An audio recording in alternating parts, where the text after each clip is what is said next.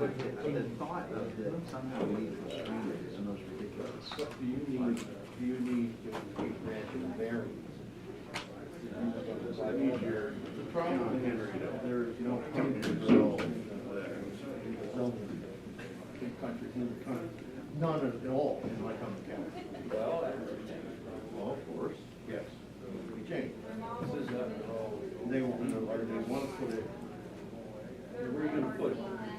Montgomery? industrial, see, that's the problem, industrial is industrial. Am I gonna go down to industrial park and put it? Agriculture, we have no agriculture. Yeah, we have agriculture, we have no agriculture. Zone agriculture, you know what I mean? And most places are agricultural, flying towards anyway. We want to talk about safety. Thought about it again, see exactly what they're called. No, I'm gonna draw. For a different, area. We have What that, is the impediment? we have that book on shelter in the office. It's the zone, the township's okay, but, you know what I mean? The problem is I'm getting pushed, to be quite honest, I'm getting pushed away. The issue here is 400 yards down forward to where I would put the fence on the bank, you know what I mean? Keep way out of any safety issues. Well, if they're for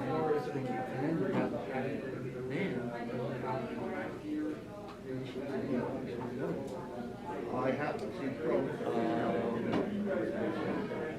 I already have regulations, I'm just going, yeah, this is See, and to me, in a different location. I'm not gonna go through it.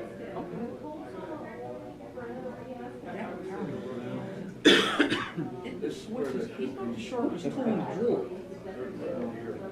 Because he's been well, this is very, any of the allegations. 90% of my business is airport. And he's been very, very, very, what are you doing? Oh, where you go? I agree.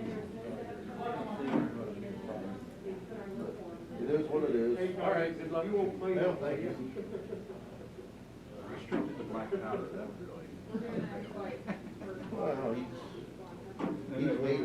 made that comment. Well, virtually, I don't care. He didn't go the legal route yet. No, not yet. Okay.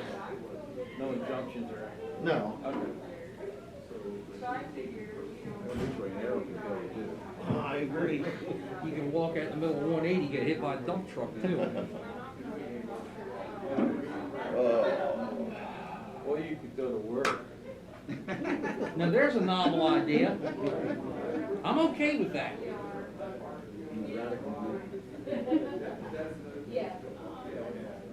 Going back to work, that's a great concept. That's what this entire country needs to do. These guys have some good thoughts.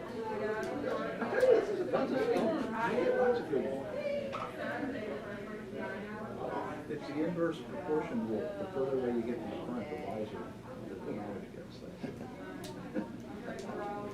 I better be quiet. That's no problem. With the exception of Eileen over there. She's the secretary, right? Yeah, I mean,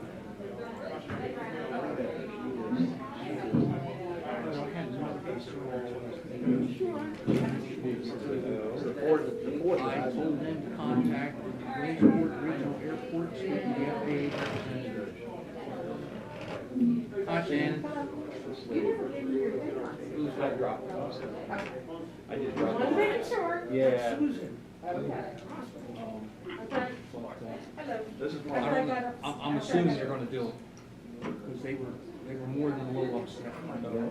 After I go upstairs, I'm like. She's gonna help me with my revenue. No, taken care of, thank you. Okay, good. Boy, that's a story.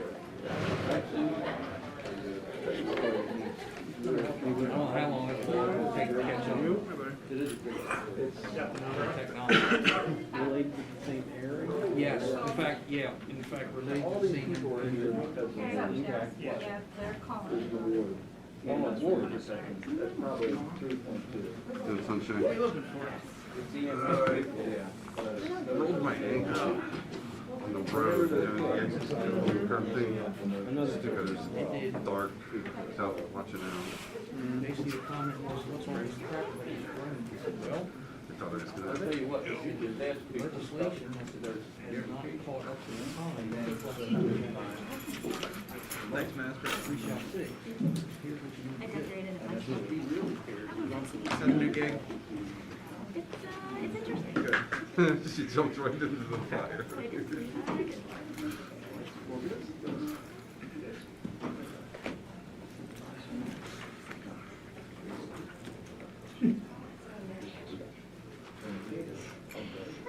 Actually, you're shooting on television in place. Oh, is it that was interviewing you and Chuck? Okay. Cousin Carl is working 6 days a week, 10 hour days right now. He's trying to save for a house, so, because as soon as we sell ours, we're kicking us So, out. pretty He spot on. absolutely loves it. Which is, It's fine, like, continue to be good with other kids for a little while. Yes. Well, I just became a great aunt yesterday, so unfortunately, they live 5 hours away.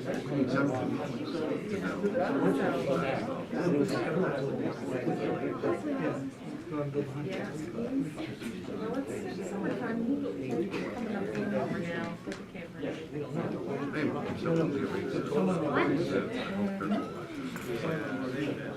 we're supposed to be helping each other, and we can't if we don't know help us.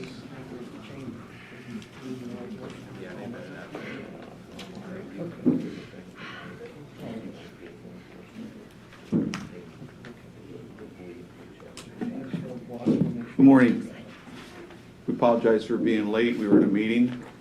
We ask everybody to please rise at this time for a prayer and the pledge of allegiance. Heavenly Father, we reflect this week on those that courageously laid down their lives for freedom. Bless their families and fill their homes and lives with strength and peace. God, you yourself taught us that greater love has no one than this, to lay down one's life for one's friends. Help us to always honor their memory. Guide us that we will properly care for the wounded comrades. Keep us alert, that we remain diligent and watchful caretakers of the freedoms they gave their lives. Lord, help us to remember that freedom is not free, and for us to be worthy of their sacrifice. We thank you for the brave men and women who fought and continue to fight for our nation. Father, as we continue to battle this invisible enemy today, we pray it'll be defeated quickly. Sustain our freedoms and blessings you have provided. This morning we honor our EMS. Provide them skillful hands, knowledgeable minds, and gentle care. Give them peace and calmness in everything, especially when their lives are on their line. Give us this day, guide us as we perform your will. These things we humbly pray in your name. Amen.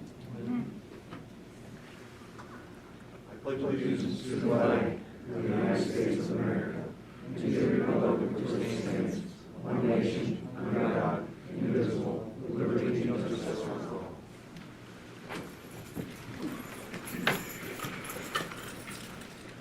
Good morning. Convene the Commissioners' meeting at this time and ask for approval of the minutes of the previous meeting. I move to approve. Second. All in favor, say aye. Aye. Public comment on agenda items only at this time. Okay, hearing none? should we take roll call on the Yes. phone?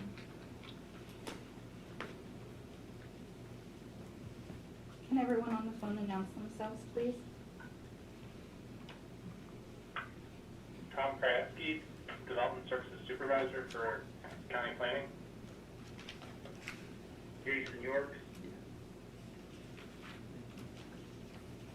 David Smith, Solicitor.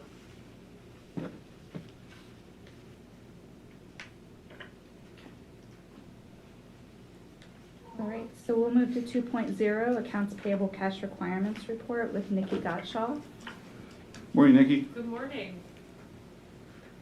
Do you have any questions on the cash requirements report?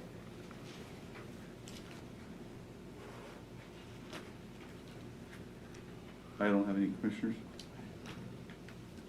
Okay. I have a motion to accept cash requirements report. I'll second. All in favor, say aye. Aye. Aye. Thank you. So carried, thank you. 3.1, Commissioner Maravito is going to read the proclamation for 2020 EMS for Children's Day.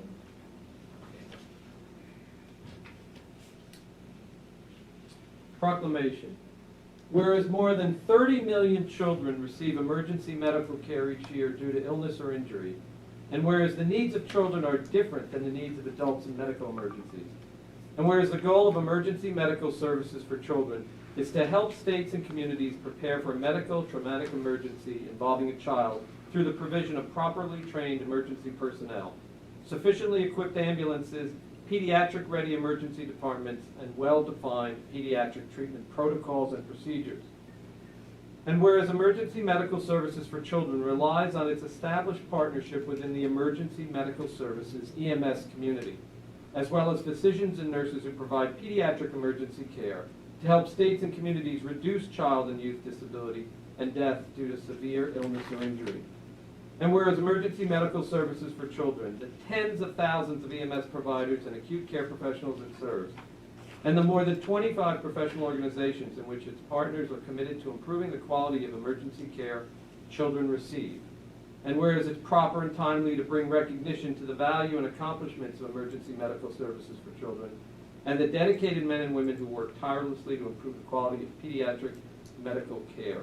Now, therefore, the Commissioners of Lycoming County do hereby proclaim the date of May 20th, 2020 as Emergency Medical Services for Children, EMSC Day. Signed, Scott L. Metzger, Chairman, Tony Armiser, Vice Chairman, and Richard Maravito, Secretary. And, you know, in this time, especially with what's happening with COVID-19, the challenges of dealing with children with emergencies is like gone off the charts, right? Because now not only are we not knowing whether it's just a normal COVID response of shortness of breath and so forth, but there are other indications in children that the symptoms that show up in Kawasaki disease are now showing up in some of our children. Not in broad numbers, so people shouldn't think, but the point is that it's there. And it requires you all to be trained to spot those symptoms too, which is another challenge, and which we're grateful for you taking the time to learn those. And then, of course, we have all the normal childhood crises that come. Somebody falls out of a tree, runs their mini bike into the side of the building, etc. And then, of course, the other tragic ones where people inflict harm on kids that I'm sure you've seen too much of by adults or others. So on behalf of this board, and I'm sure my colleagues will have more to add, we want to thank you, the ones who are here and all of you who are not here, for the work you do in providing emergency medical services for children. As distinct, you also do a great job with EMS for the rest of us, but for children especially, we want to thank you. Okay. So the next proclamation Mr. Musser is going to read is for 2020 EMS Week. Okay. Whereas emergency medical services is a vital public service, and whereas the numbers of emergency medical services teams are ready to provide life-saving care to those in need 24 hours a day, 7 days a week. And whereas access to quality emergency care dramatically improves the survival and recovery rate of those who experience sudden illness or injury. And whereas emergency medical services has grown to fill a gap by providing important out-of-hospital care, which includes preventative medicine, follow-up care, and access to telemedicine. And whereas the emergency medical services system consists of emergency physicians, emergency nurses, rescue personnel, emergency medical technicians, advanced emergency medical technicians, paramedics, pre-hospital nurses, pre-hospital physician extenders, air medical personnel, emergency dispatchers, administrators, and other out-of-hospital and medical care providers. Whereas the members of the emergency medical service teams, whether career or volunteer, engage in thousands of hours of specialized training and continuing education to enhance their life-saving skills. And whereas it is appropriate to recognize the value and accomplishments of emergency medical services providers to designating Emergency Medical Service Week. Now therefore, the Board of Commissioners of the Lycoming County hereby proclaim the week of May 17th through the 23rd, 2020 as Emergency Medical Services Week. The Board encourages the citizens of Lycoming to hug their EMS providers today. Oh, I'm on ad. To observe this week with appropriate programs, ceremonies, and activities. In witness whereof, we have set our hand and sealed this 19th day of May, 2020. Scott Metzger, Chairman, Tony Massera, Vice Chairman, and Richard Maradito, Secretary. You know, I'm sure you've all got, you know, a lot of compliments on what you do. And being an elected official gives us an inside look at the training that's necessary, the collaboration between hospitals and the EMS and newly recruited personnel. I mean, you have so many difficult challenges, especially today, as Commissioner Maravito mentioned, with the COVID. But I don't think you really have a full appreciation for what you all do until something happens to you. And then you're well aware of how efficient and how important it is to a community that we have great response times. You know, and I'm looking at Wendy back there who takes an active role. I mean, it is difficult. And I'm not sure, forget about the recognition, you know, the pay is, I'm not even sure if the pay is adequate enough for everything that you do, okay? I'll say it isn't, okay? Because you are the first responders. I remember when I had my incident, and I'll never forget it, is I was in so much pain until you arrived at my door. And then there was a calm, and people told me why that happens, and it makes sense. So having experienced it, knowing what you do, I can't thank you enough, because it's a calling. It's certainly not for the money. I appreciate everything.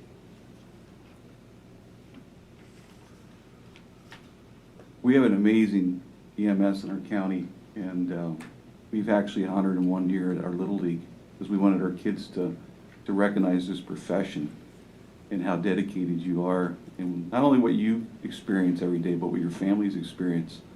You're on call 24/7, holidays, weekends. That alarm goes off and that call goes out and you're there. And personally, I've had 2 experiences with EMS. I had to have them call on my behalf, one on my son's behalf, one another time. And Commissioner Massar is right, there's that calmness when you arrive. And the one incident I had, my neighbor found me. And what they saw, they went over in their yard and threw up.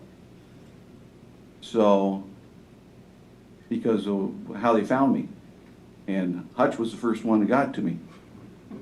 And the calmness that they gave me as they put me in the ambulance and took me to the hospital.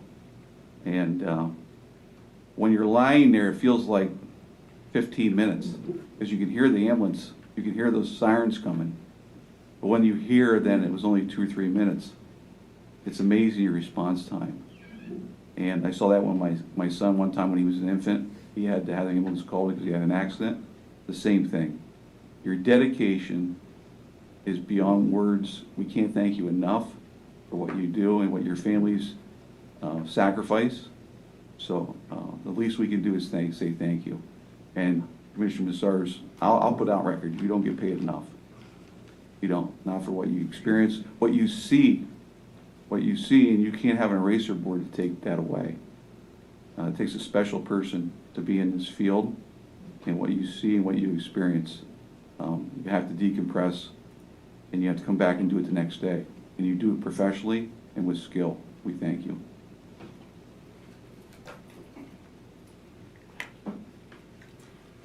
Hi, I just wanted to say that it's really an honor to have so many of our EMS providers here with us this morning.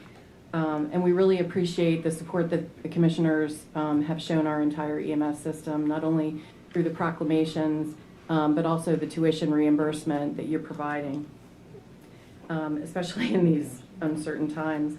In lieu of a recognition banquet this year, we were able to purchase some T-shirts for our providers and go around and thank them personally for everything that they do 24/7. So, thank you. You know, it only take a minute. You know, would you please stand up and tell us who you are and where you're working? We'll start from. My name is Donald Warner. I work for the hospital. I work out of Montoursville Fire Department. My name is Aggie Lunn. I also work with DJ out of Montoursville Fire Department. We're contracted through the hospital.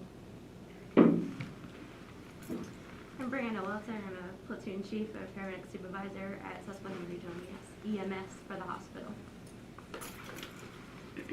I'm Tamara Ings. I'm a paramedic captain out of Montoursville, working for the hospital. Jim Slaughterback, I'm manager of emergency preparedness at UPMC. I work for Susquehanna Regional EMS. Rick Strauss, president of the Lake Covey County EMS Council and EMS captain of Old Lake Covey Fire. Hi, good morning. My name is Kevin Kelly, transport paramedic UPMC Williamsport. I'm Ben Murray. I'm Kevin's partner on Mickey 41. Work for Travis as well. My name is Alyssa Ogden. Right now I'm a orienting paramedic, and I also have a second job as a paramedic with another hospital as well.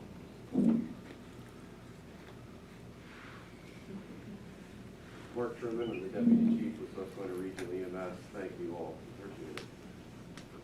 Tony Bixby, chief Susquehanna Regional. Okay, thank you. Thank you very much.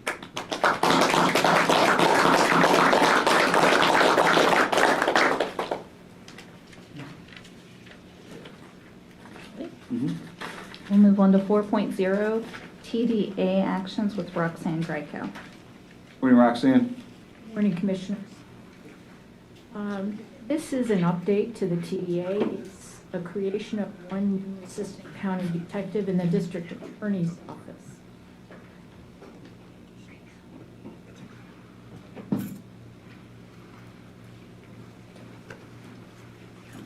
Yeah, you may all. Yes. Have a good day, everybody. It's okay. Yeah. Yeah, it's okay.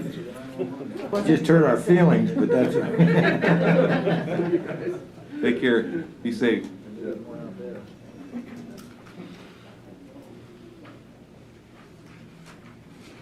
Okay, any discussion on this item?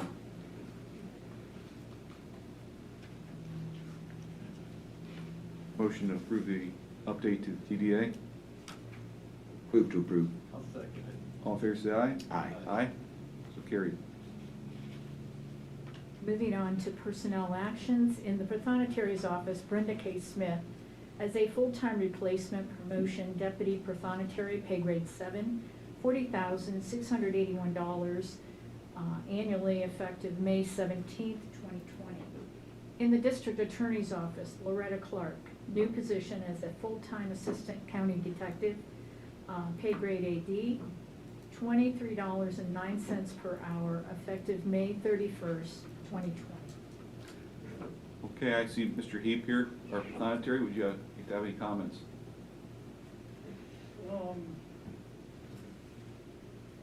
I guess common, Brenda has been employed in the pathonetary office for 8 years. Somebody once told me when you had an opportunity to choose your employees, make sure they fit, and she definitely fits them all. You know, she's well respected in the office throughout the courthouse. She's a good fit. It's a good opportunity for me to have somebody that I'm confident in. And I would make a motion on a salary.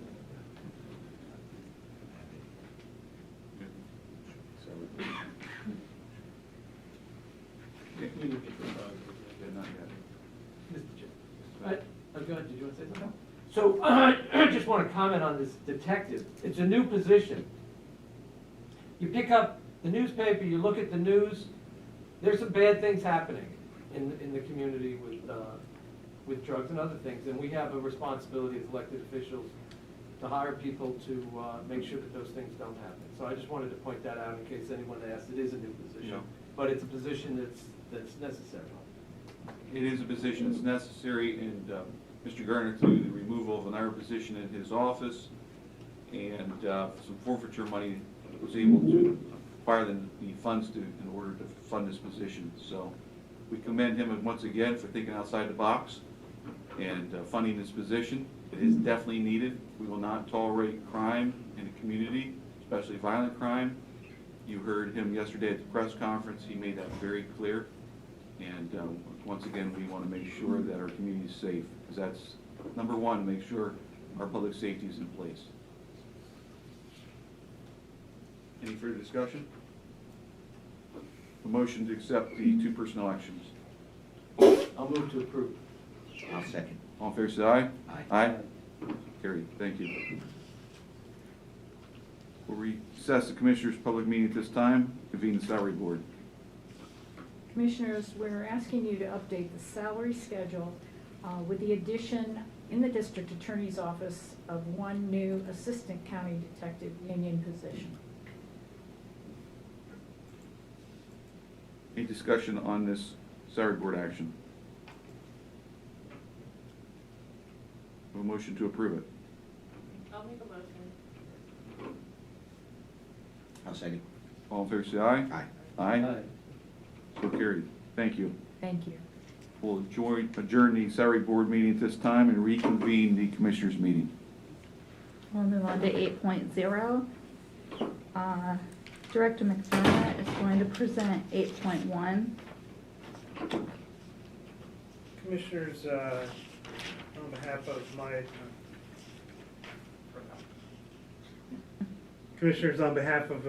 Toon, we are requesting your approval of an agreement with Independent Dialysis Group to provide dialysis services to inmates at the county prison in the amount of $500 per treatment.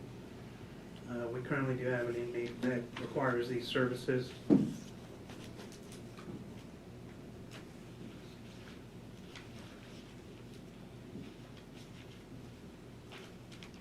Any discussion on this item?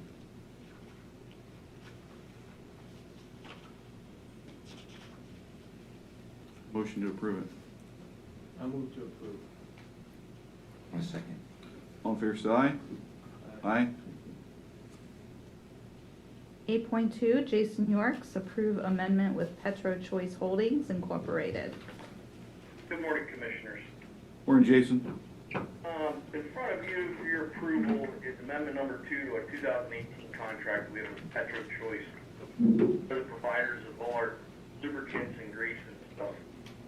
We have tried to step away from using the little more pricey mobile oils, but our oil samples are coming back excuse me, with low viscosity readings constantly. We are going back to using our mobile 1540 that we use so often in all our diesel stuff. But when we went back to using them, the pricing had changed since 2018. So this amendment number 2 is just updating the pricing to allow us to start purchasing the mobile lubrication for our equipment.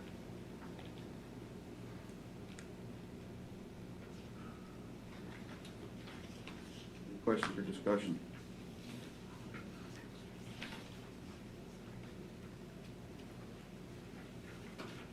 Motion Motion to approve. I move to approve. I'll second. All in favor, say aye. Aye. Aye. So carried. Jason Yorks also has 8.3. Commissioners, in front of you is a 2020 budgeted item. This purchase of the new 2020 Mitsubishi forklift with accessories from Equipment Depot in the amount of $27,388.10. This does reflect a 27% discount of $11,331.90 that we received off of it through our CoStar purchasing program. With the accessories, also the trade-in of a 2008 Gale forklift brings the total to $27,388.10. This was a 2020 budgeted item for the recycling department.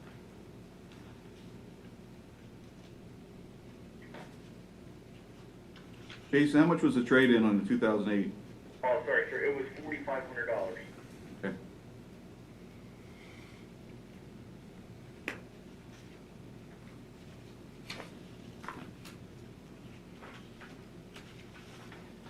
Any discussion or questions? Motion to approve. So moved. I'll second. All in favor, say aye. Aye. Aye. So carried. Thank you, Commissioners. Thank you. 8.4, Director McDermott. Commissioners, seeking your approval this morning on resolution number 2020-11. Resolution to extend the face value period for payment of real property taxes assessed by the County of Lycoming. You want me to read the entire thing? Yes, please.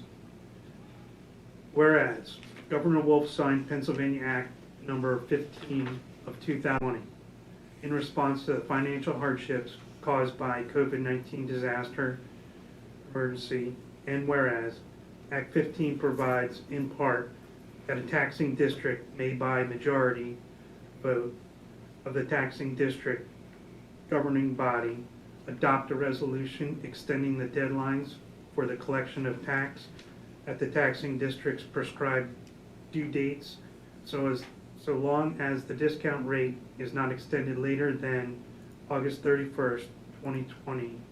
And whereas the county has determined that it is in the best interest of the county and its residents to extend the face value period for payment of real property taxes assessed by the county to August 31st, 2020. Now, therefore be it resolved by the County of Lycoming in a duly advertised public meeting and the following public comment as follows. 1. That the County Commissioners of Lycoming County hereby extend the face value period for the payment of 2020 Lycoming County real estate taxes to August 31st, 2020. And 2. That a copy of this resolution be delivered to the Treasurer of Lycoming County upon this resolution becoming effective, but in no event later than 30 days of the effective date of this resolution. This resolution being duly adopted by vote of the Lycoming County Board of Commissioners this day of May 19th, 2020, and is duly noticed public meeting. Okay. Discussion. So you've seen articles in the paper about this, and it's basically our attempt to try to help people deal with some of the cash flow problems that they're having due to this COVID-19 emergency. The good news is that people are on target so far from what the treasurer and the secretary told me this morning, on target for paying, in other words, what we typically would have at this time. But this is to help out our small businesses, large businesses, and anyone else, individuals who may have lost a job due to it. It's not being done without some complications because we collect taxes for about 18 municipalities. And while a majority of the municipalities, overwhelming majority, have agreed to also extend, there are about 2 that have not. and it affects the computer system. So we would, obviously we wouldn't tell them what to do. They are free elected officials, but to the extent that we're all able to be on the same page, it's probably going to be helpful to our constituents. That's my only comment.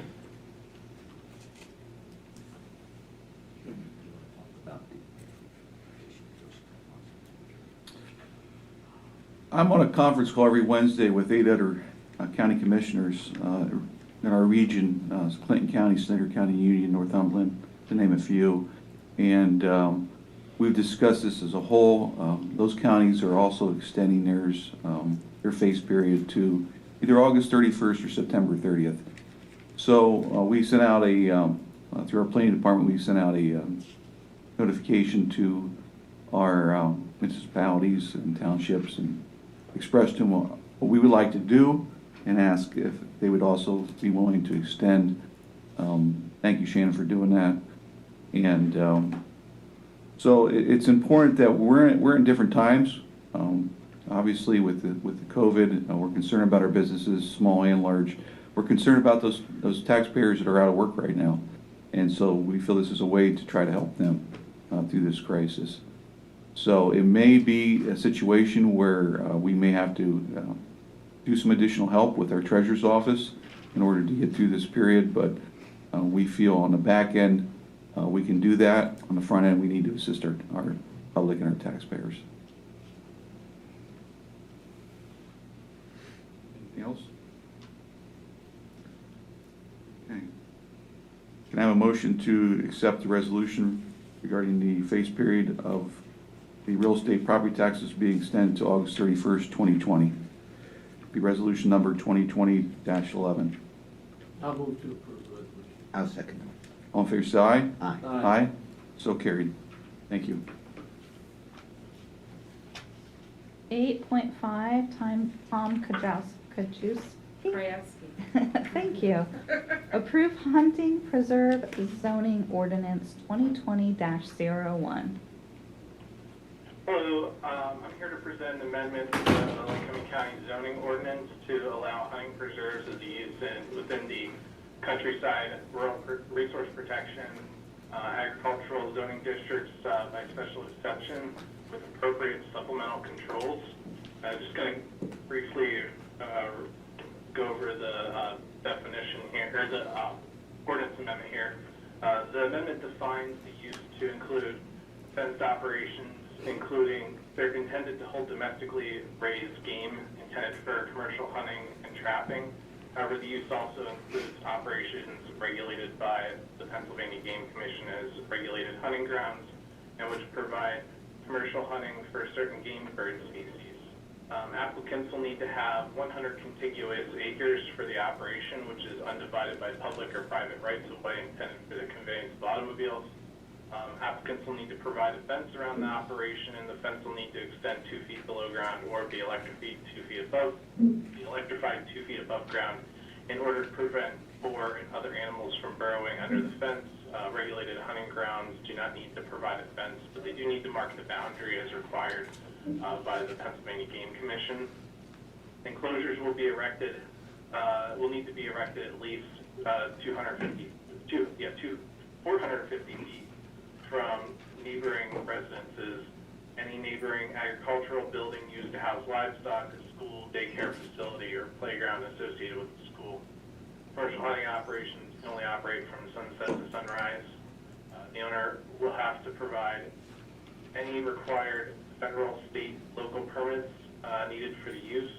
The use will be allowed a structure for lodging of guests and for conduct of business. A butcher will also a butcher for the hunting preserve come out to customers may also be allowed as an accessory to the hunting preserve use. A general site plan is required for special exception applications. So we already had our public hearing last week, and you guys decided to continue that. I don't have anything additional to add at this time. Do you have any questions? I don't, Commissioners.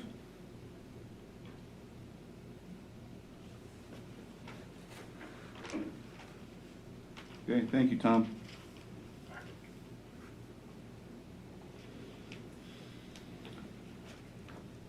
Any further discussion?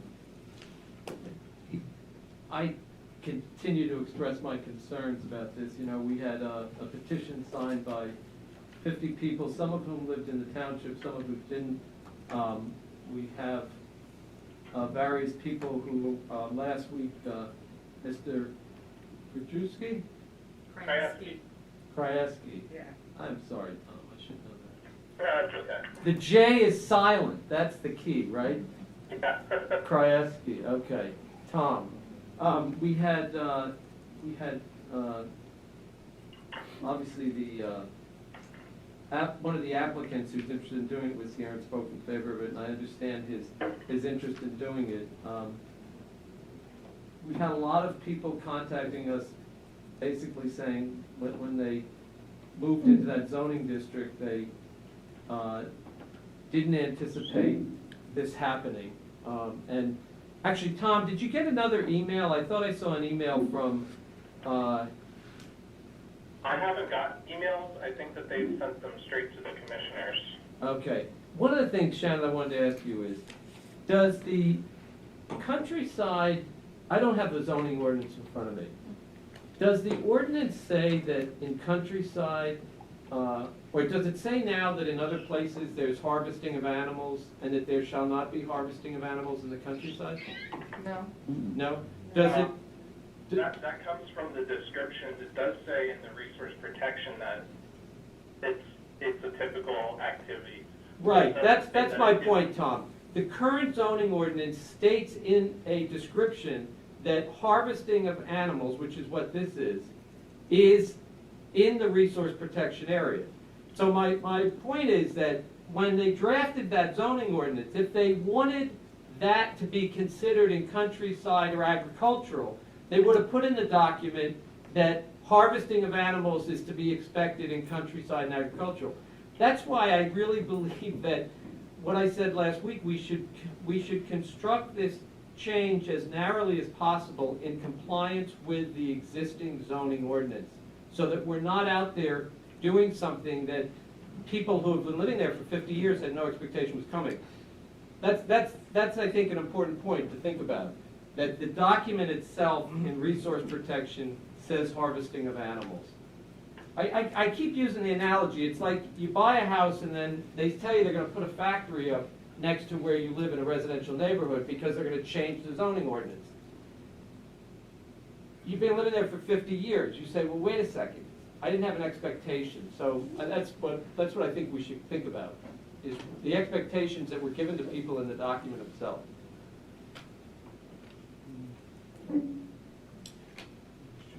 You know, probably need our solicitor to help me on this one.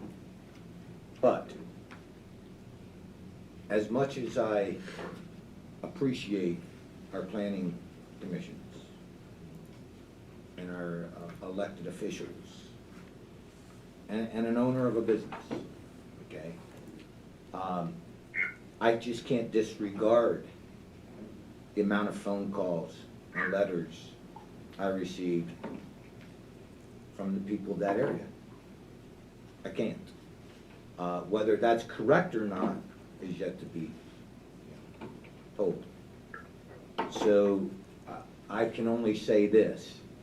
I represent the people. And I represent the people that communicate with us. And to me, this had the largest response of any issue that we've had. I will be voting no.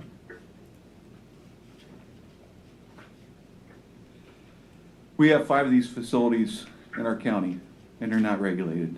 And as a commissioner, it's our responsibility to make sure they're regulated. We have a planning department. We've had a planning commission that has vetted this and looked at all the options. We have township supervisors who have been elected by their constituents, who've also vetted it, and their constituents made known or unknown whether they were approving it or not, or disapproving it. So with those three bodies already vetting this, and as a responsibility as a commissioner to make sure there's guidelines in place, I feel it's necessary that we do so. It comes down to, in the end, the zoning. If this individual will go back, then zoning says what they can do and what they can't do.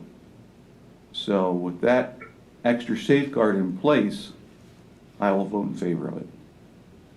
Gentlemen, I wonder if the solicitor's here, he could give us some assistance.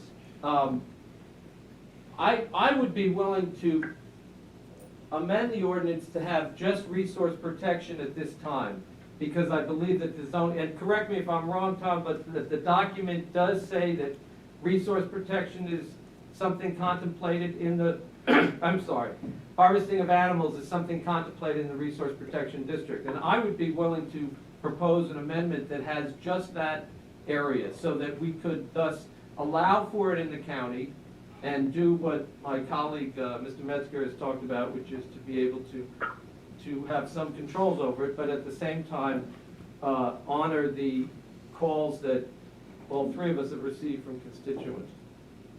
And I want to put on record, I'm not disregarding anything with the residents. That's a concern.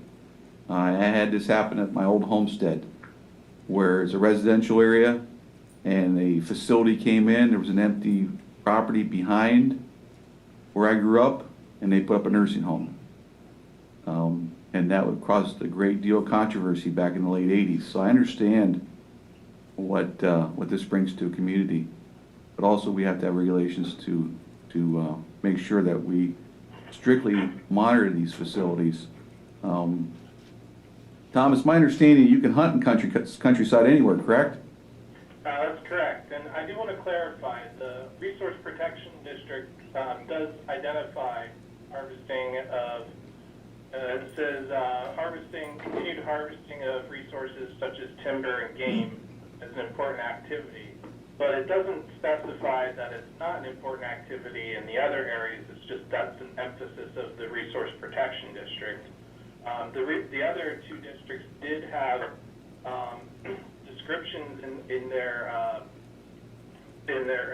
zoning district descriptions that would be compatible with this use, and we do currently allow outdoor recreation uses in these districts, which would include hunting cabins, shooting ranges, things like that. So I didn't get an answer from the solicitor, but I was going to move and amend the ordinance to delete the reference to countryside and agricultural and have resource protection only. You can certainly do that, Commissioner Garavito, but I think as Mr. Kaczewski, Tom, said that would have to re-advertise, because that would be a material change. But it doesn't mean you shouldn't do it, it just means it has to go through more of a process if that amendment occurs. We did check. Today, if I made the motion, it would be to amend it and to re-advertise the meeting? Correct. Okay. Correct. And there would be 10 days that we'd have to have that advertised for. Well, I'll move to amend ordinance 2020-01 to delete the reference to countryside and agricultural and to advertise it for adoption in 10 days. And let me just make a comment on this. I think by doing this, we're finding a compromise between no regulation at all and respecting people's expectations who may have bought houses or properties in these other areas, especially in light of what you mentioned. I think it's significant. And by the way, that was pointed out to me by a constituent. I'd like to think I discovered that on my own, but it was pointed out to me, which is why it's important to talk to constituents. But the constituent pointed out to me and said, you know, hey, in this document, there's an expectation that you can do this in one place and not in the other. So anyway, I have a motion on the floor for you. Is there a second? So, I'm sorry, go ahead. one moment. Yep. So, Mr. Solicitor, if a vote of no could be challenged in the court, and which would cost money to challenge, In your opinion, do you believe that a vote of no would be successful and upheld in the court, or do you believe it would be reversed? You are entitled to exercise your judgment as in your legislative capacity, Commissioner Becerra, and I think any court challenge would be highly unlikely to succeed. So if you say no, I don't think that no is reversed.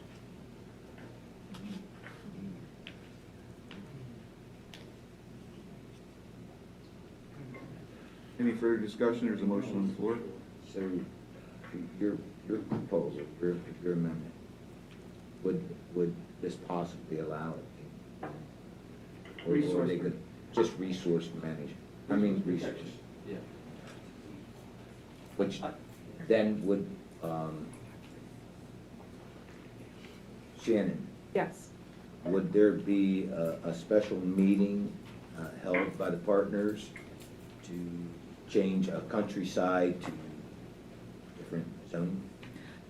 The only thing that we're looking at with Countryside District in the future, as we look at zoning amendments, is there are some areas that we believe are closer into suburbanized areas, and we may be looking at changing some of those. You can always change a zoning ordinance to add or subtract. Obviously you go through the same process. If somebody were to propose an area to be changed to resource protection or ag or suburban, it would go through the same process. And Shannon, in November's planning commission meeting, this was vetted. The countryside was brought up and discussed for, I believe, about an hour, and there was one planning commission member that was against the countryside. Right. The other commission members also were in favor of it. Right. Primarily because anyone can hunt countryside. Actually, anybody can hunt anywhere as long as it meets the guidelines. Correct. Yes. So, and I think it's important to distinguish, we're not talking about hunting here. We're talking about running a business of harvesting animals, and there's a big difference. Everyone in this state who, I should say, lives in rural communities understands and appreciates the ability to hunt, and there's a cultural norms that have grown up and that people have passed on to children and so forth. Running a business is different, and that's what I think is the distinction here. And I have nothing against the gentleman running the business, or anybody running the business, but I think that we owe it to people who have built their lives for 50, 75 years to make that change as narrowly as possible. And you know what, I haven't gotten to the zoning part of your course yet, Shannon, because of COVID-19, but my experience in law tells me that prudence would be on the side of drawing things narrowly initially, and if it then needed to be expanded, as opposed to going in and putting, 3 huge swaths of districts across the county in. You draw it narrowly, resource protection, and then down the road, if that needed to be expanded, it could. But anyway, that's my logic behind the motion, and I think it also is a compromise. And I would just add that prudence would be that we have 5 facilities in the county that are operating without guidelines. And as commissioners, we need to have guidelines in place. Well, they'll be grandfathered. But they already are grandfathered. They already are But grandfathered. They won't have to close. But we need to take action sooner or later on these because they're going to continue to pop up. Right, well, that's why I'm amending it just to have the resource protection, then someone can look at this, the thing and buy land and resource protection and go to it. Those will be grandfathered, that's an important point. They won't be. Yeah, if you adopt the amendment, if you propose the amendment and approve the amendment today, we would need to advertise, as Tom said, because it is a substantive change from the original proposed amendment to the zoning ordinance. And then we would advertise it for a minimum of 10 days, then to bring it back up at a future commissioners meeting for adoption with the proposed language change, if you so choose. Okay, thank you. So there's a motion on the floor from Commissioner Mirabito. Is there a second?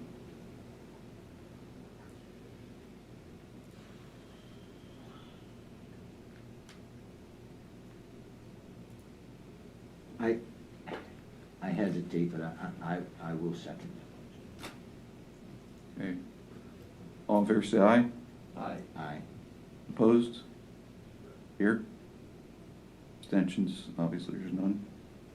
So pass this, so you want to drop the, Yes, we will. And I would like to make sure that you understand that by doing so, we are protecting the zoning ordinance because this use is not currently allowed. So therefore, the zoning ordinance has to be amended in order to allow this type of use somewhere. So, We're accomplishing what we set out to accomplish, which is to have it somewhere. We set out what we set to have it permitted in zone somewhere. Yeah. okay. Commissioner Metzger, a point of order, if you would, procedure. I think you have now amended the ordinance, but I think there now has to be a vote on the ordinance as amended. Do we need a motion on that? Yes, sir. I'll move to adopt ordinance 2020-01 as amended. As amended with our. we have to advertise it first before you can adopt. Yeah. We have to advertise it first. Because of the substantial No. change. No? You're voting to approve it. It still has to go out for review, and then it will come back to you for final approval. Okay, so in other words, I get what we're doing. We're going to adopt it as amended so that now when it's advertised, you can advertise it with the amendment. Otherwise, there's no authority to advertise it as amended. Then we come back in 10 days and we do the final adoption. That's correct. Okay. All right. So then I'll move to adopt ordinance 2020-01 as amended with the deletion of the sections agriculture and countryside. Second. All in favor, say aye. Aye. Opposed? Myself. Carried 2-1. Okay, thank you. Thank you, Commissioners.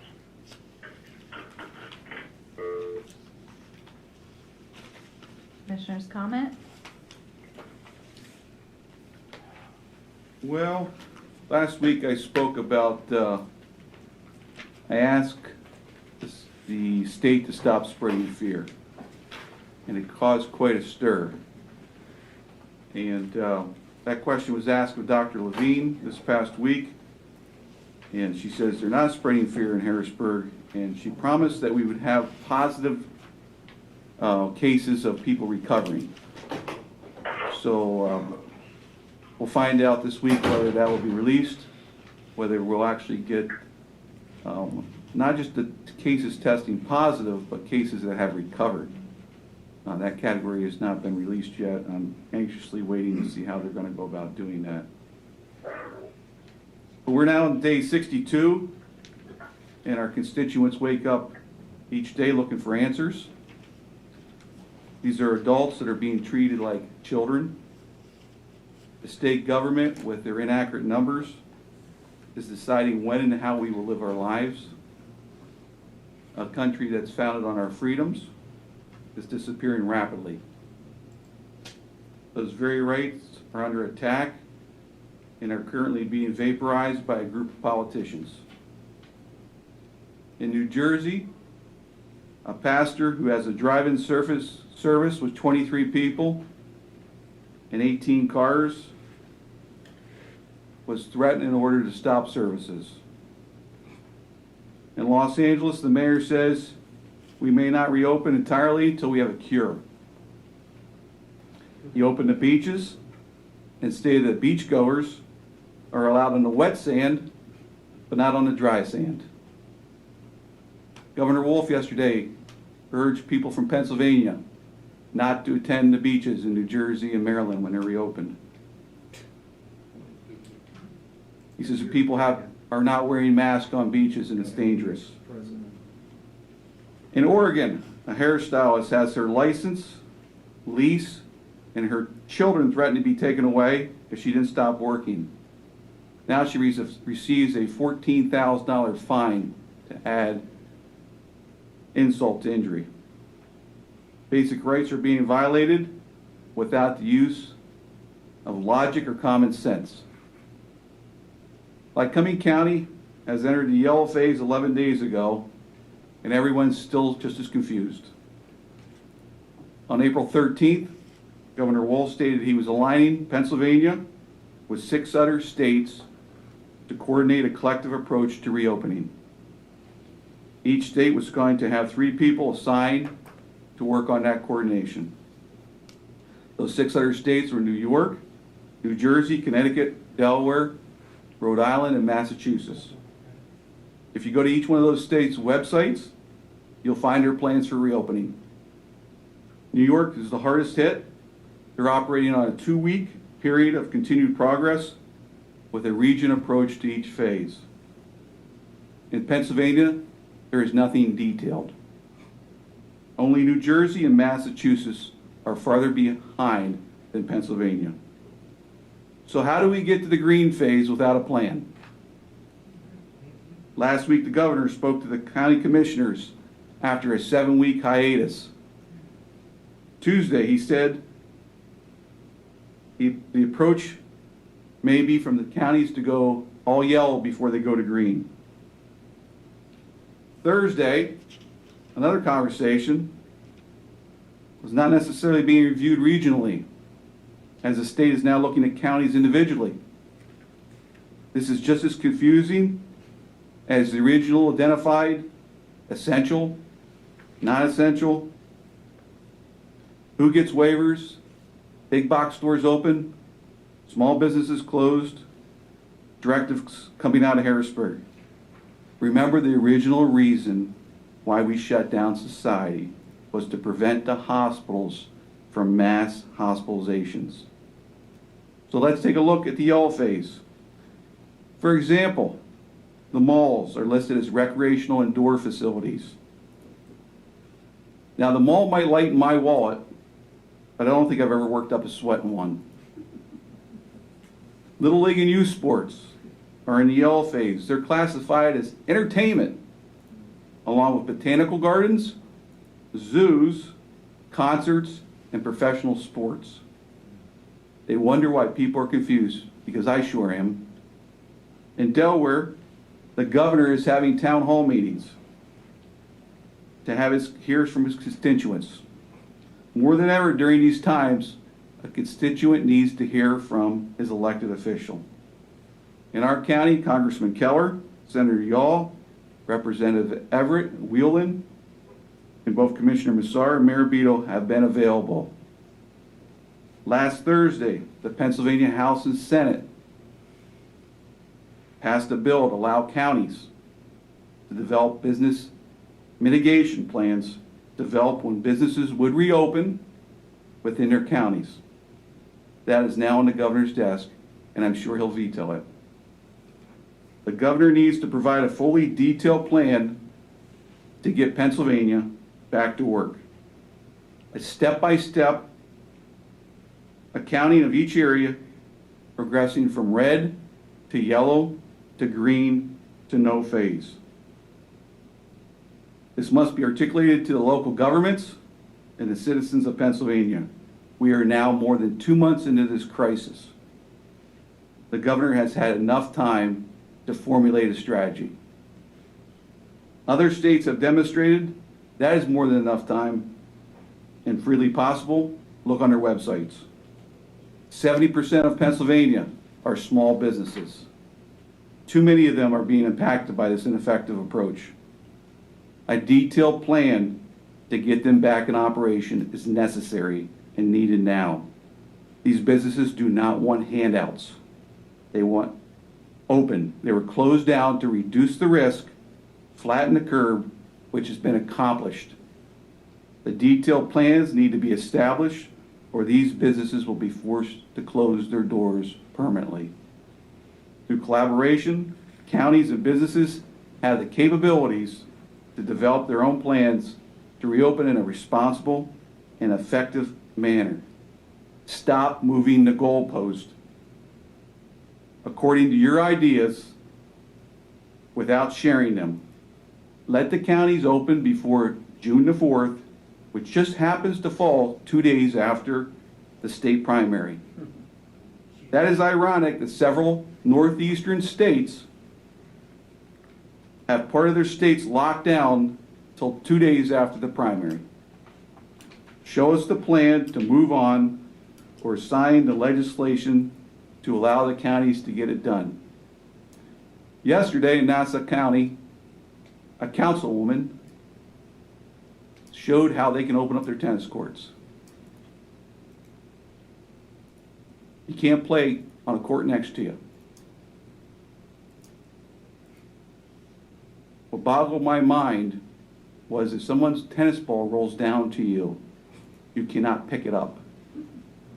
You have to kick it down to them. If that's the case, you better not take your shoes off for 3 days because you have to touch your shoes. This is insanity. It needs to stop. The fear needs to stop. We need a plan from the governor, and we need it now. Thank you.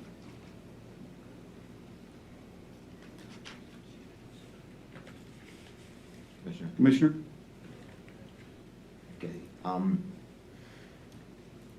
I also want to address a couple things here, especially with the business owner who are still in the red here and are not permitted to be open.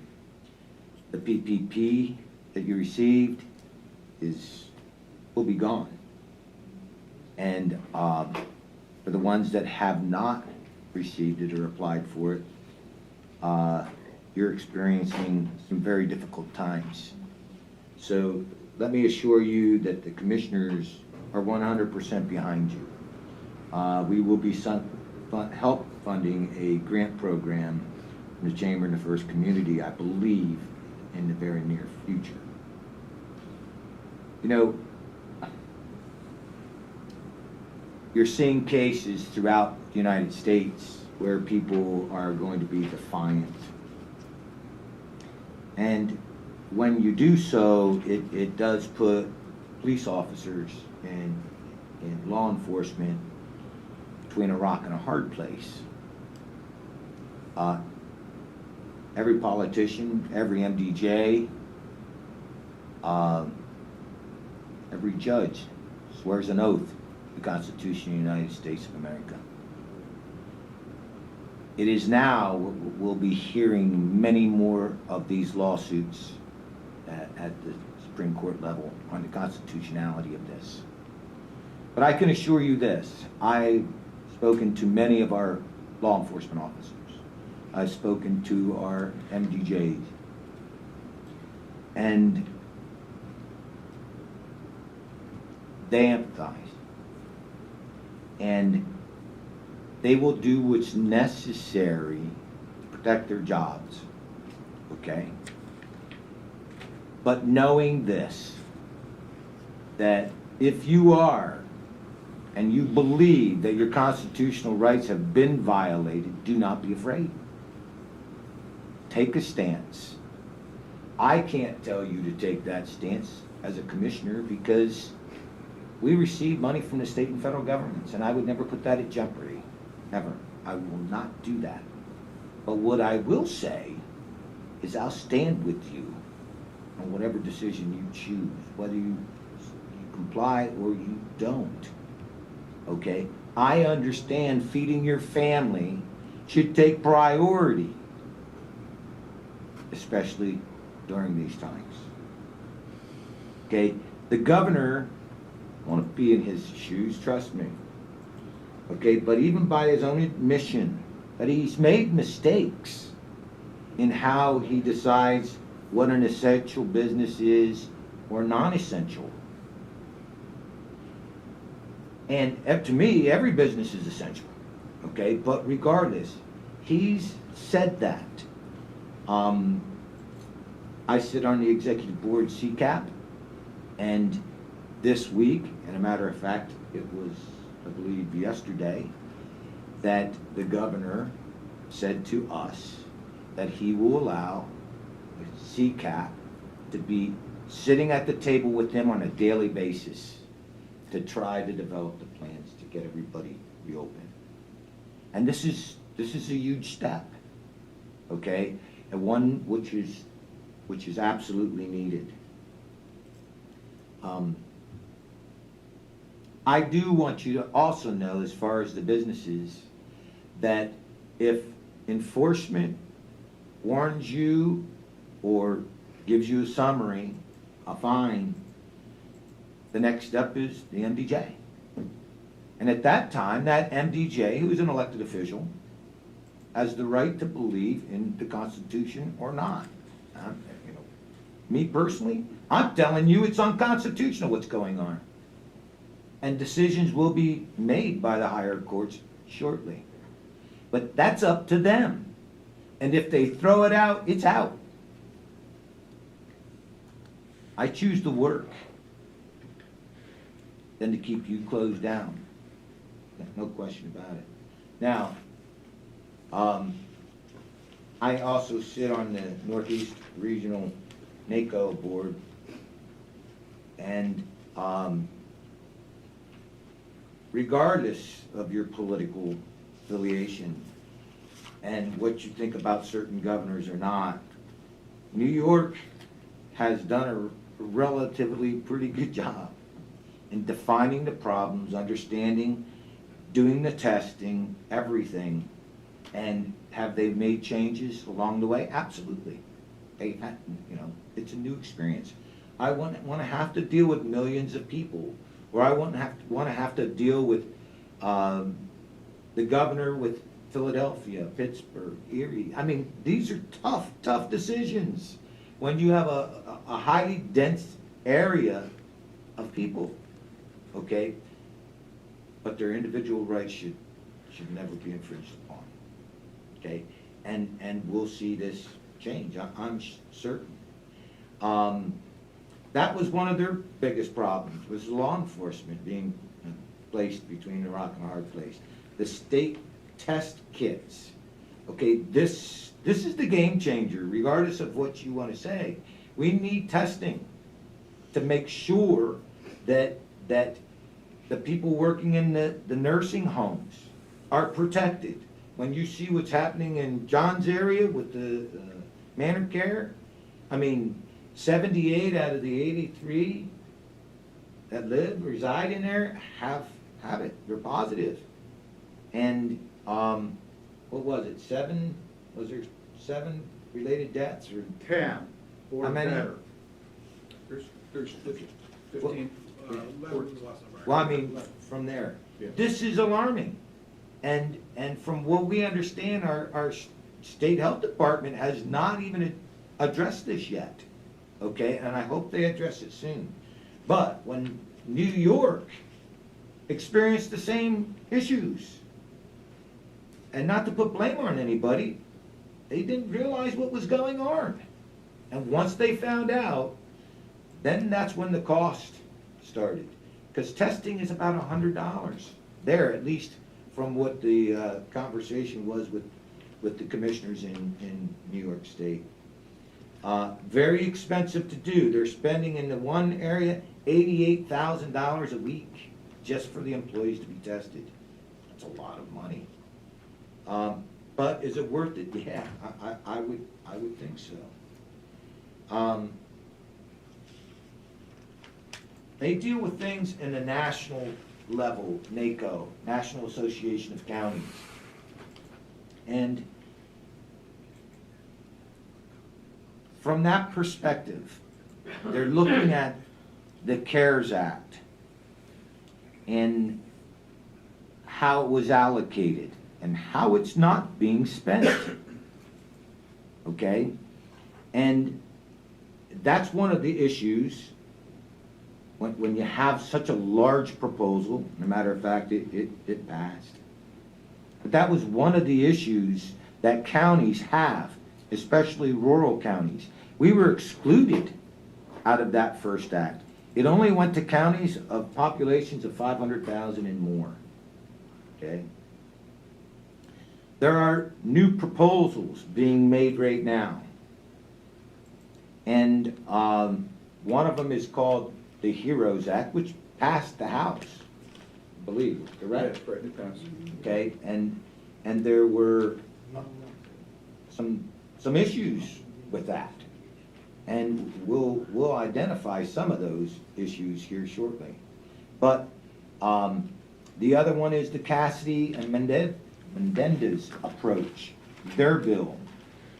The HEROES Act is $3.3 trillion, and overall, but it dealt with, let's see, $187.5 billion going to the counties. $187.5 billion going to the counties under the HEROES Act. Now, obviously, that's a lot of money. But how is it being spent? How will it get allocated? And there were by population was a big one. And by need. So if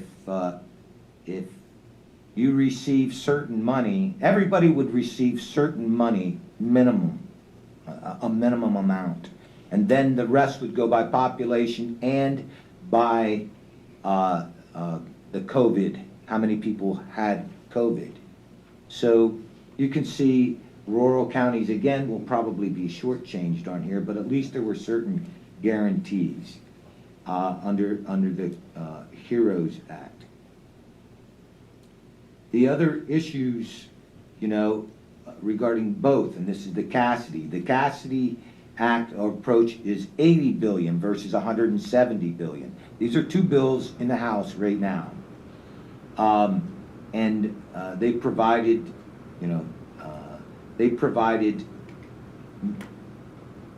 maybe in a way that we agree or disagree with. You can use this money for lost revenue. Counties, if you've lost revenue through this, you can use it. If your pensions were underfunded, you can use it. These are things that should not be in that bill. I'm sorry. Like Cumming County, we've tried to tighten our belt. We've put into our pension funds to where we were 96, 97%. Others that are below 50% mismanaged. Now they get a free ride. This money helps pay that. This is not fair. It's not fair for the counties that run their counties efficiently.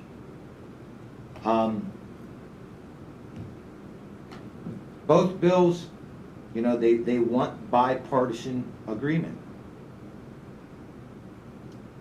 And I'm not sure if they'll ever get that, but in the House, it passed. And here is, I guess, what's more important than anything, and I addressed this maybe last week or the week before. How do we pay for this? So, many counties don't want the money. And NACO is going to take the stance we do. So the majority of counties that don't want the money, they're not going to win. These bills, in some form, will pass. So I think it's very important that you call your federal legislators before they vote on a bill and ask for the specifics of the bill. Okay? What do you receive? What are the strings going to be attached? In the Cassidy, what we're trying to do is we want the money to go directly to the counties, not to the state. Because then the state puts the strings and the attachments to it, and maybe they make their own rules as to who's going to get it. Well, that can't happen. We as a rural community need the money to broadband, for example. I don't know. Are we going to need a broadband network next year? I don't know if the schools are going to be open, but if so, we better get the infrastructure out there as soon as we can. Okay? I, for one, am not in favor of taking the money, period. I mean, if it passes, of course, we'll take the money. But $3.3 trillion is a tremendous amount of money, and it will have consequences.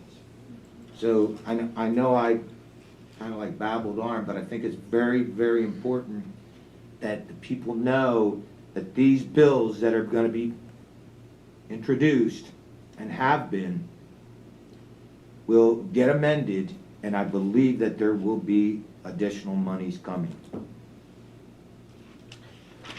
Just, you know, on the Manor Care in Jersey Shore, it would be helpful to us to hear from any constituents who have a family member there who they would like to have come out of there and be placed. The reason I'm saying that is that we've been contacted by the Center for Independent Living, and we've talked with DPS, and it isn't totally resolved, but it's possible, especially if we push our federal elected officials to have FEMA funds activated to help pay to remove people, just like we would in a flood.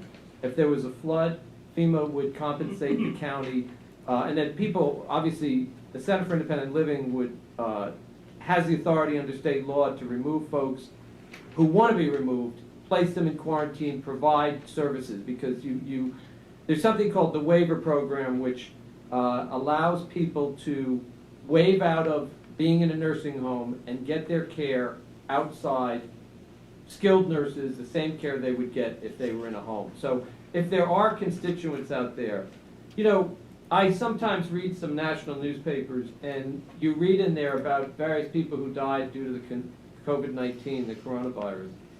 And I noted how for months we hadn't seen any of that in our paper, and now we're beginning to see, if you looked at the obituary page, I think it was last night's paper, there were 2 references there to people who had died as a result of COVID-19.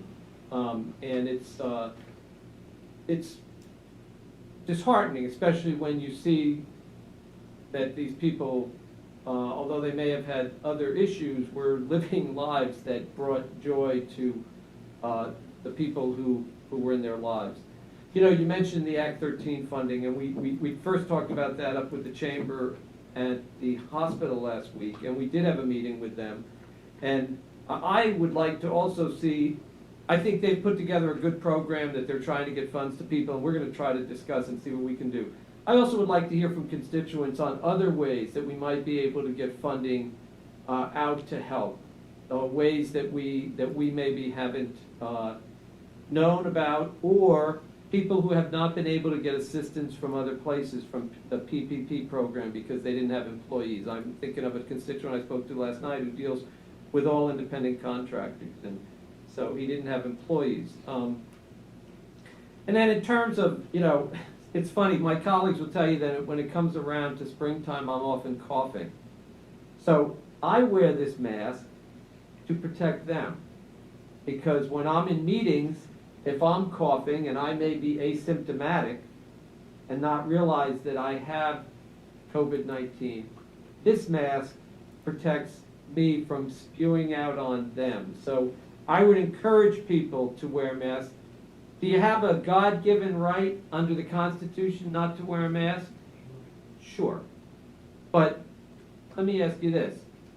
You have a God-given right in the middle of a flood to jump in a raging river. Would you do it?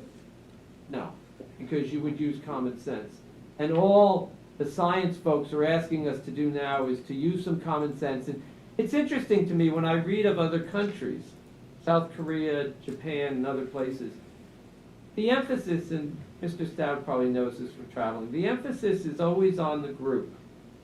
What do we do to protect the group? What do I compromise as an individual? Now, in our culture, in our history, in our founding documents, the emphasis is always on the individual. What is the group going to do? And there's nothing wrong with that, and that's obviously very important. But at the same time, sometimes in the middle of a crisis, we need to think about the group. And what do we do to protect? I wear this to protect my elderly colleagues who are commissioners. I'll remind you that I'm younger than you. By several years. That's true. But to bring some not levity, but in all seriousness, to try to protect people who may be at risk more, who have immune system problems that I don't know about because they have diabetes, or they have other problems that I don't know about but that they know. So And the other thing I want to mention is, it's interesting about what you said about those two bills, because if you remember when we talked with the federal elected officials, we said, be sure not to just distribute the money. When we talked to the federal elected officials a couple weeks ago, we said, be sure not to just distribute the money based on the number of COVID-19 positive, because we don't have that many, but we are having the economic fallout from it. So I think we have to hammer that point home. And I'm glad you mentioned about the under 500,000. I wasn't even aware of that. I'd never heard that mentioned before. I know you got that on the NACO call. And then a couple of the last thing is, I think we're going to have to, we'll see what happens in the fall with the schools.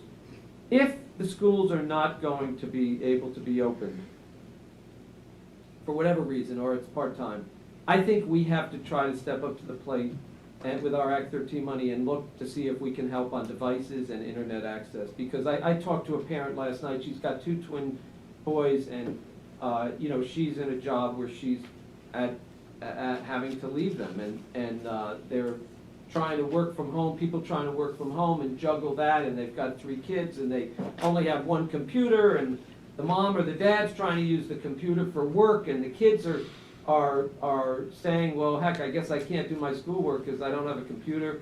So I think we need to try to help. And it wouldn't cost us a lot, but it would provide some help. So we'll keep moving on here. And Chairman, I do want to add one more thing. I was on that call until 10 of 10. So I didn't really have with NACO, I didn't have an opportunity to do it in a summary form, which would been a lot more easier explained. So very, very, very difficult when you have a number of people that are experts and they're talking a mile a minute. It's so, but if you have any questions, please don't hesitate to call the Commissioner's office. We have if we don't have the answer, we certainly have the contacts to get it for you in a relatively quick manner. So. And one last Commissioner comment. I just saw a stat that COVID ranks 16th in worldwide deaths for diseases. So that's 56 deaths per day worldwide. There's 15 diseases above that have far more in mortality rates. And we didn't close our economy down for any of those diseases. So again, it's time to reopen things safely and wisely. Nice comment. Public comment at this time.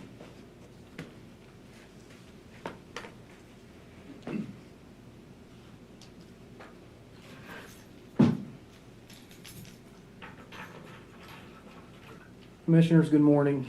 Morning. As you know, Tom Scheck, Chairman of the Board of Supervisors in Muncie Township. We've heard some very prophetic statements here this morning about constitutional rights, edicts, changing of direction, flattening the curve. I'm not going to bore you with the rest of it. You've heard it ad nauseum. I stood at this podium last Tuesday morning about this time and read a letter that I had penned to you the night before. I know there's a ton of things going on. There is no ton of things going on as far as Wolf is concerned. He does whatever he wants at his own speed. It is blatantly obvious. I received a contact from another small business owner yesterday or the day before. And because I had Commissioner Merceri's email address right at the top of my list, I shot him a quick note asking for clarification on a small business assistance program. And he very promptly responded back to me, and I appreciate that. I forwarded that to the business owner. The point I'm trying to make, because there have been a lot of points made here today, we've heard a lot about rights. But who's doing something about it? Talk's cheap. The time of talking is over. I said that last Tuesday, and I'm saying it again. I requested on behalf of our constituents, and probably in a lot of the other municipalities in this county, write the letter, as Commissioner Metzger very aptly just put, enough is enough. The time is now. We need to get this economy, and I can only speak for Muncie Township and observations on Lycoming County. I don't know what else is going on in other parts of the country other than what you hear on the mainstream media, which is highly open to question. That being said, we need to send a letter telling the big boy, pull your pants up, we're moving on. We are open for business. As Commissioner Metzger again stated, we're adults. We're responsible. We have some very successful business owners in this county. I have some very successful business owners in my township. They know what to do. They weren't born yesterday. They know how to wash hands. They know how to air out and provide ventilation. They know how to provide outside seating. It's time to get it done now. Not tomorrow, not Thursday, not Friday, not next week, or whenever the next edict comes out of the Puzzle Palace in Harrisburg. I am imploring you on behalf of our residents and business interests in Muncie Township, and I'm sure I probably speak for most of the rest of the citizens of this county. Send the letter.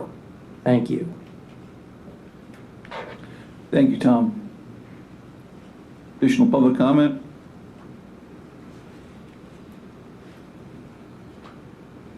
Morning, Commissioners. Morning. John Sharman, Jersey Shore. Wasn't going to say what I was come to say today, but anyways, first I would like to start out with the definition of politician.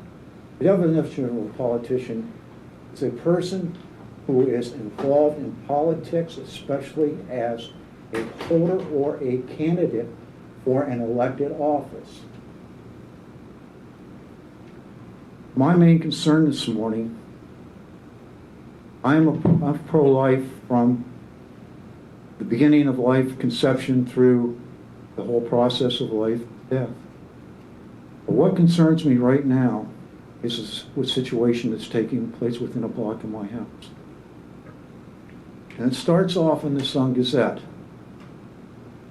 As of Sunday, 73 of 83 residents in Manor Care are reported suffering from the coronavirus, and 11 deaths. That's not fear-mongering. That's printing fact, okay? So in other words, Mr. Metzger, what you're saying is you put the positive, put the positive first, which would be the negativity of 10 were negative, okay? That's fact. And when you print fact, that's not fear-mongering, in my opinion, okay? And that's all I'm going to say at this point. But I'm sure, what really concerns me is, in Jersey Shore, at this point, with it, if that gets out of the hospital, gets into the hospital because of it is joined to the hospital up there with it, what's going to happen to the neighborhood? I lose sleep at night wondering what's going to happen. I know 3 people that is affected so far. My wife done one customer's hair for a long time who just died within the last 48 hours. I have 2 neighbors that are up there in Manor Care, and I'm sure they've got it too. I'm concerned about the economy, but I'm sure more concerned about what's going on in my neighborhood right now and deaths. And in the paper, I've lost sleep over the businesses and effects in Lycoming County, and the nonchalant attitude that, well, most of it's up in the western part of the county. Well, I lay awake at night too, worrying what's going to happen up our way with it. I'm 71 years old, my wife's 73 with it. And if people don't respect wanting to wear a mask and that stuff, then please don't get near me. But I survived Vietnam, getting the hell out of there and only getting infected by Agent Orange. But I don't want somebody inconsiderate not wearing a mask. That's being inconsiderate, and it's not showing your fellow human beings respect. So they can have their right not to wear the mask, but I can sure tell you I got the right to complain because they don't. Thank you. Thank you. And that goes for you, sir.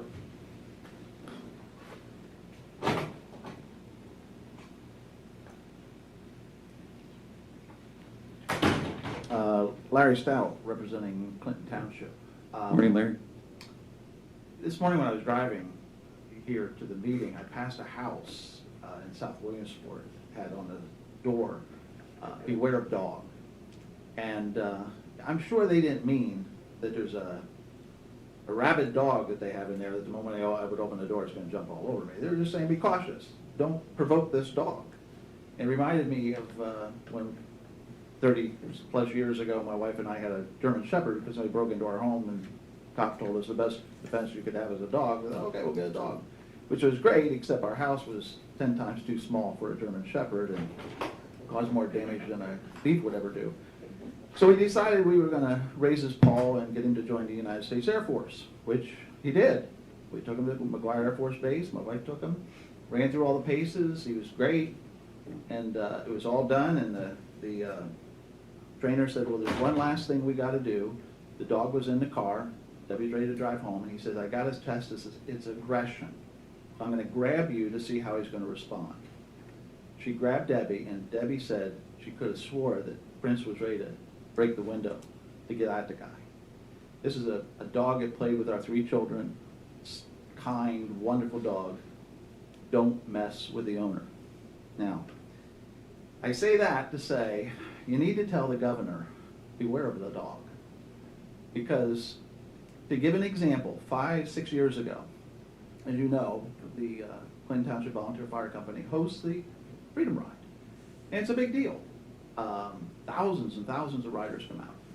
5-6 years ago, I can't remember whether it was 14 or 15, maybe somebody else might remember, but somebody in PennDOT decided, no, we're not going to issue the permit. Are we going to get the permit, are we not? And there's just death silence from Harrisburg. And so finally, 2 weeks before the ride, they hadn't notified people, so they just put out on their Facebook page, just to be aware there is a possibility that the ride may not happen because we have not got permission from PennDOT.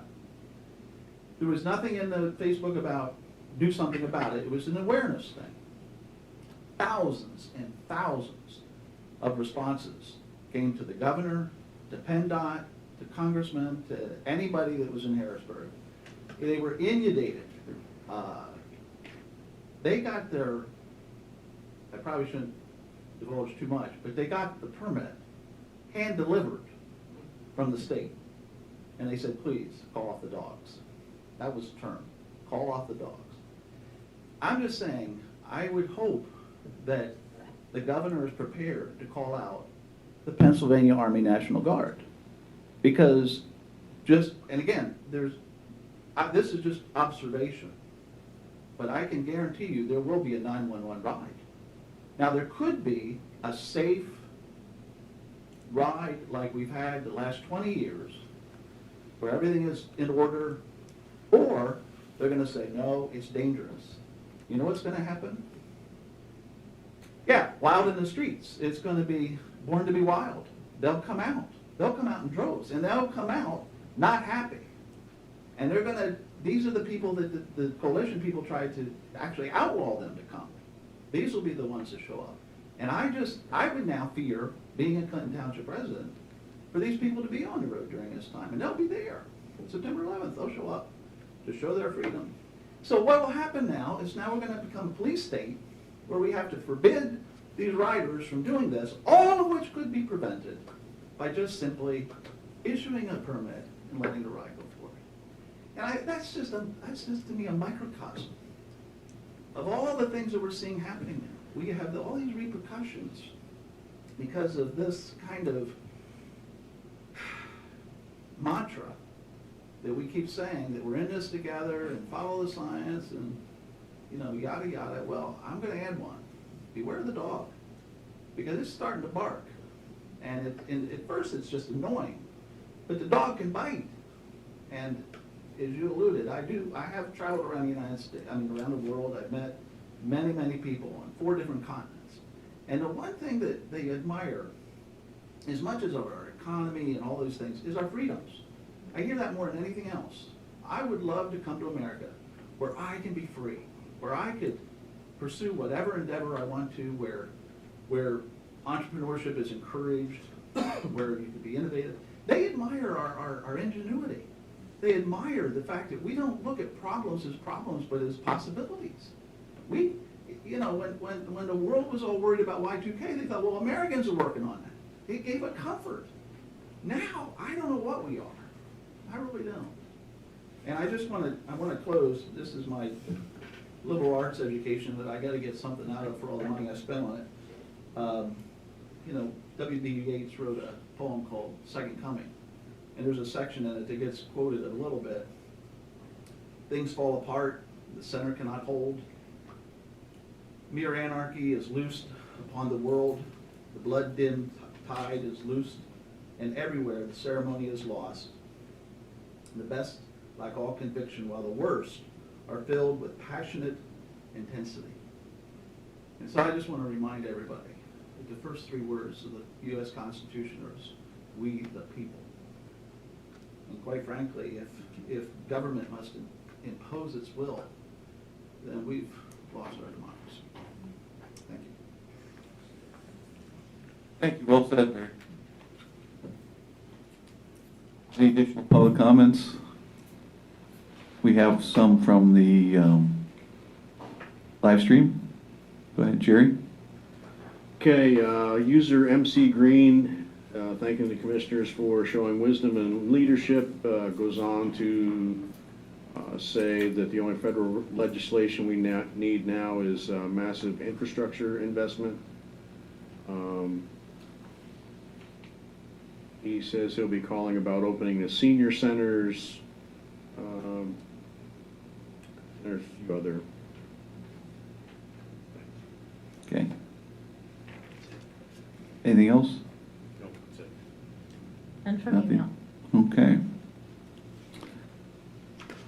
Hearing that we've completed everything on the agenda, we will not have a public meeting on Thursday, May 21st. Our next scheduled meeting will be on Tuesday, May 26th at 10 a.m. Thank you everyone for attending. Have a good Memorial Day and stay safe.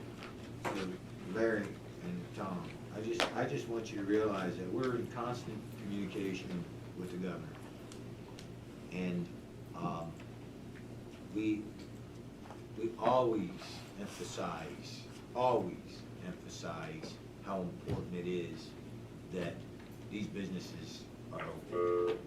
And we always emphasize, don't put them between the rock and the hard place as well.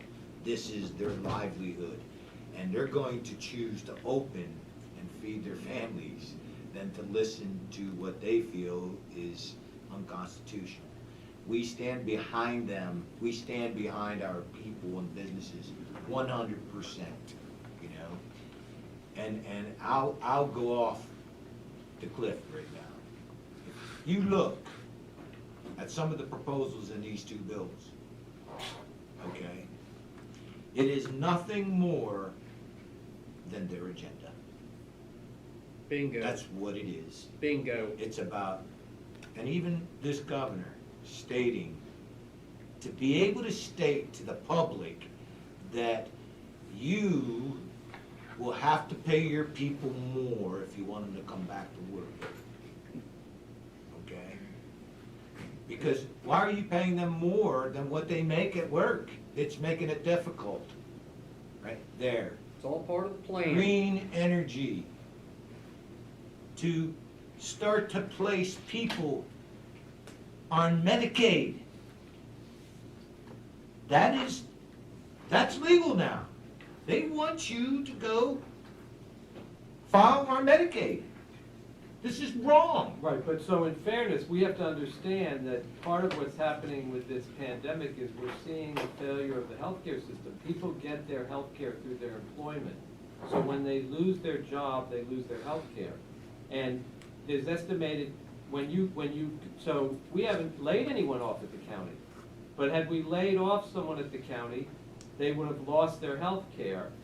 And then they either have to go to the exchange to buy the health care, which is the exchange that was set up. And if they don't have a job and they can't afford it, they're able to get health care through Medicaid. The question is, maybe there's lots of reasons why we shouldn't have health care provided to employers. It puts our employers at a competitive disadvantage. If I build a car in this country, I have to add in the cost of health care. If I build a car in every other industrial country in the world, I don't have to put the cost of that health care into the car. South Korea, Japan, because the health care is provided at the national level. So I guess there's bigger issues, but it isn't an effort to try to get them on Medicaid, I don't think, Commissioner, with all due respect. I think it's that they won't have any health care. Listen, They get the virus. You have to work to get health care. You can't be sitting down and you know, I'm telling you what, it's ridiculous that our people would prefer to get the handouts right now. That's alarming. That they prefer to get the handouts than to go back to work because there's better benefits. This is really a divided country right now. But I'll tell you this, that if every politician, if every taxpayer, if every person that was paid for by the taxpayers, right, would not be paid, there wouldn't be a COVID. They'd have the answers today.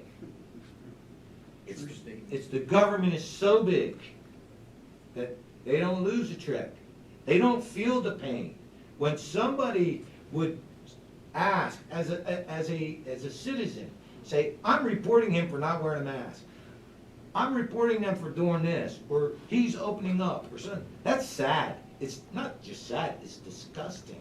Because they obviously don't know what it's like to go hungry. Or the fear of what's going on right now. You know, it's not just about the COVID. As a matter of fact, the majority of the people out there that provide the jobs, are not worried about the COVID at all. Trust me. They're worried about getting back to work and being able to pay that rent. And my son, for example, his rent didn't stop. Well, that's why. My expenses didn't stop. Right. No, listen, I hear you. The restaurant industry is a huge challenge for us. It's $900 billion industry nationally, the restaurant and bar industry. So that's why that proposal on, this is what I said at the hospital. Let's say the small business restaurant owner's rent is, $900. We want to get them back to work, okay? We want to get them back to work. The challenge we have is, look, Tom, if we pass a resolution that we're going to ignore the state government, and the state government says, okay, guess what? We're not going to funnel any, this is what you said at the beginning of the meeting. They say they're not going to funnel any money to us, and they're not going to, I'm not just talking about, they're not going to funnel any COVID-19 money. They're also going to, as far as they're concerned, not going to put us on the list for any grants. So we're sort of caught between a rock and a hard. Now, does that mean that we don't say to them, listen, we need solutions, we need answers? Yes, we do, okay? We can't just send a letter. I don't think we want to send a letter. I mean, Commissioner, it comes down to where it's just like these agencies or these businesses that have licenses. They're going to hold that over our heads. Right. Okay? Sooner or later, these businesses are going to be closed. It's going to be more taxes on the people that are left. Right. And Commissioner Massar is exactly right. You're getting a paycheck, he's getting a paycheck, I'm getting a paycheck, government workers are getting a paycheck. They would have this thing solved if they weren't getting paid. Okay, the hourly rate worker is not in business, and it's wrong. It's wrong. They're the ones that pay the taxes just like anybody else. They need to be open. And they're the ones that are suffering. Yeah. And for us to be anything less than that is wrong. They are the ones that are suffering. They're the ones that are shut down. And we have a governor holding licenses over their head, just like he's holding the fact, I'll reduce your state funding. I agree, we should send a letter now. We need to stand up and take accountability. We're elected. Listen, I was put in this office to serve the people, not have them serve me. I'm not a king. So, and I'm not a politician, and I'll write that letter, and I'll send it by myself if I have to. Well, I don't know what the letter's going to say, but I'm happy to look at the letter. But the point is, look, I don't have a lot of employees, but I've been paying my employees. I didn't lay off anybody. when they were at home, and I didn't know whether I was going to get Act 13, PPP money, but I said to myself that one way or the other, like we deal with every crisis that we have, we will get through this and we'll find a way. And I understand that my situation may be different than the situation with the bar and the restaurant. I totally appreciate that. That's why I want us to tap into the $15 million of Act 13 money. And you know what? If there's a restaurant owner who's got 4 months of rent at $900 a month, $3,600, but that grant from us keeps them in business. But the thing is, you can keep tapping into monies. They're going to be depleted. I know we that. have to have a date where people get back to work. You can't keep funding people through federal governments. The only way this economy is going to get fixed is if people get back to work. And by not having a plan in place, a green phase, and having no hope for our residents is just downright wrong. I think we should try to spend less energy. And I, you know, we talk to you, it's not about you because you're pro-business. You know, you vote pro-business for the most part here. I get that. But it was the inconsistencies. Now, this weekend, we took a group of people, 12 over the 10. Okay, we didn't wear any masks. I'm not worried about this. I'm sorry. I'm sorry. I put my country at first, okay? Or we don't have anything. But more importantly, we could go up to Pier 87, which by the way was a great venue that was allowed to be able to sell beer and take out food and go to their nice big parking lot where they had tables and visit people that came from an hour and a half away from another county because they enjoy the area, they enjoyed the setting. He can sell it, but my son can't. Okay? Or other people that don't have that facility where licenses, you know, you pay for the square footage of a license. Okay? He's not paying for it out in the parking lot. That's why he can do it. But other bars don't have that. DeSalvo's has a courtyard that he should be allowed to be open. Okay? But he's licensed for that. So it's the inconsistencies and being able to be to us. Maybe he doesn't see it. He doesn't see it as picking winners and losers. He only looks at it from the health perspective alone. Okay? And DeSalvo's is no different. They have a courtyard. So why can't he have the social distancing there? So look, I've told you this. In our business, January to May, we sign up students who give us revenue for the fall. We've not signed up one student. We're usually signing up hundreds of students. I got a big problem on my hand. But here's the thing. The gentleman who stood at the podium went to Vietnam and, you know, fought in Vietnam, comes back. We owe it to the seniors in our community we can push the governor to keep moving, but we owe it to them to do things like wear masks and to wash, you know, to do it. I mean, I don't think, guys, at the end of the day, I don't think it's a lot to ask of our citizens to do that. That doesn't mean we're going to capitulate. It doesn't mean we're not going to try to get businesses open and everything. But I think that we owe it to our seniors, many of whom are veterans of Korea, Vietnam, World War II, to do that. And I just think that we have to find a way as elected officials both to push on the front with the governor and all those folks, but to be respectful of the fact that we have a health, and whether it's the 16th, you know, I understand what you're saying, that it's the 16th, but a lot of these other diseases, there are vaccines.